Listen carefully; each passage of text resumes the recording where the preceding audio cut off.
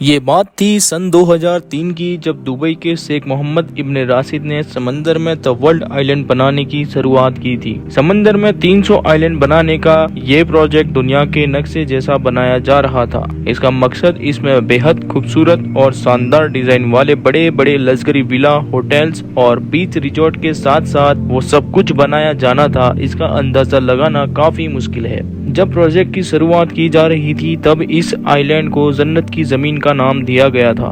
Island को complete हुए 12 सालों के बाद भी जन्नत की जमीन कहा जाने वाला ये आइलैंड आज तक समंदर में वीरान क्यों है? बड़े बड़े सुपरस्टारों से अनाउंसमेंट करवाने के बाद भी दुबई के शेख का सपना अधूरा क्यों रह गया? यहाँ आखिर हुआ क्या था? टीजर टीवी की वीडियो में फिर से एक बार आपका स्वागत है। दुबई को रेगिस्तान से बदलकर एक सेफिस्ट और खूबसूरत जगह बनाने के पीछे महान व्यक्ति मोहम्मद बिन राशिद अल मखदूम, इनका नाम दुनिया के बड़े बड़े लीडरों में शामिल किया जाता है। दुबई आज मिट्टी के ढेर से जन्नत बन चुका है। शेख की लगातार कामयाबियों के कारण आज दुबई का नाम दुनिया के खूबसूरत और अमीर देशों में लिया जाता है। शेख ने ज्यादातर अपनी इकोनॉमिक वेल्थ तेल बेचकर इकट्ठी की थी। शेख अब अपने नए इनकम सोर्स ढूंढ रहे थे। शेख ने दुबई को एक टूरिज्म हॉटस्पॉट बनाने का प्लान किया। सन 2000 के शुरुआती सालों में रियल एस्टेट डेवलपर दुबई के समंदर के किनारों पर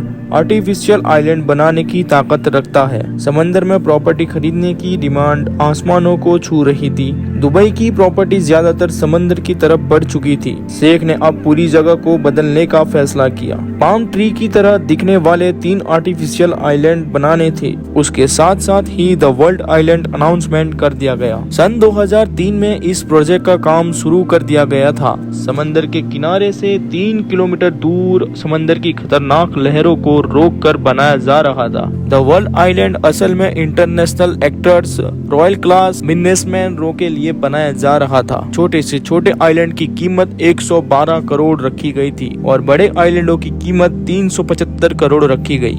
कुछ आइलैंड तो खरीदा चुके, इसलिए दुबई को दूसरे प्रोजेक्ट में खूब कामयाबी मिली। इसी तरफ द वर्ल्ड आइलैंड में भी मिली। 2008 में काम पूरा होने से पहले ही 2008 में 60% से भी ज्यादा आइलैंड सेल हो चुके थे। ये आइलैंड की कुल लंबाई 9 किलोमीटर और चौड़ाई 6 किलोमीटर है। इस प्रोजेक्ट की पूरा करने के लिए दुबई गवर्नमेंट को $14 बिलियन खर्च करने पड़े। ये आइलैंड 12 सालों तक खाली पड़े रहने की वजह इसकी डिजाइन थी। आइलैंड को दुनिया के मैप की आकार की तरह बनाना था, लेकिन ये आइलैंड उसी तरह बन नहीं पाया और इसी की वजह से खरीदारों ने इस पर कोई काम करवाना नहीं चाहा। इस आइलैंड की यह एक वजह नहीं थी, बल्कि एक और भी थी। वो थी 2008 में हुआ इंटरनेशनल फाइनेंस क्राइसिस। सन 2008 में आए इंटरनेशनल फाइनेंस क्राइसिस का असर दुबई पर भी पड़ा, जिससे प्रॉपर्टी की डिमांड बहुत कम हो गई थी। कम होती डिमांड और इन्वेस्टमेंट की कमी से पाम जेबल अली का काम रुक गया था। साल 2011 में जो लोगों ने आइलैंड में इन्वेस्टमेंट किया था, उन्होंने अपने पैसे को वापस लेने की डिमांड की। दुबई गवर्नमेंट ने उनकी डिमांड के मुताबिक उनको पैसे वापस कर दिए। तब से लेकर आज तक ये प्रोजेक्ट रुके हुए हैं। उससे पहले पाम जुमेरा को दुबई ने बना लिया था। उसके साथ साथ ही और एक और प्रोजेक्ट कंप्लीट हो गए थे, जैसे कि बुर्ज खलीफा।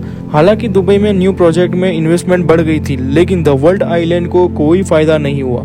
हालांकि इस प्रोजेक्ट पर खर्च किया गया सारा पैसा बर्बाद हो गया। ये शेख की सबसे बड़ी नाकामयाबी का सबूत बना।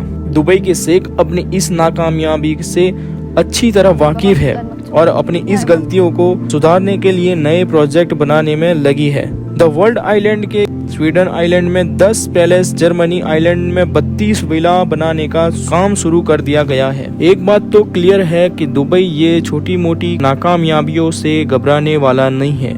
इसकी मिसाल Jumeirah Bay Island Museum of the Future Dubai Expo 2020 रंगीनियों में दिखे जा सकती है। इसके साथ साथ दुबई के फ्यूचर प्रोजेक्ट दुनिया का पहला डायनेमिक टावर भी मौजूद है, जिसके रोटेटिंग फ्लोर की वजह से अंदर बैठे लोग दुबई का 360 डिग्री व्यूज एंजॉय कर सकेंगे। मैं उम्मीद करता हूँ टीजर टीवी की ये वीडियो आप लोगों को भरपूर लाइक और शेयर करेंगे। आप लोगों का प्यार भरे कमेंट का बेहद शुक्रिया। Thank you for watching this video.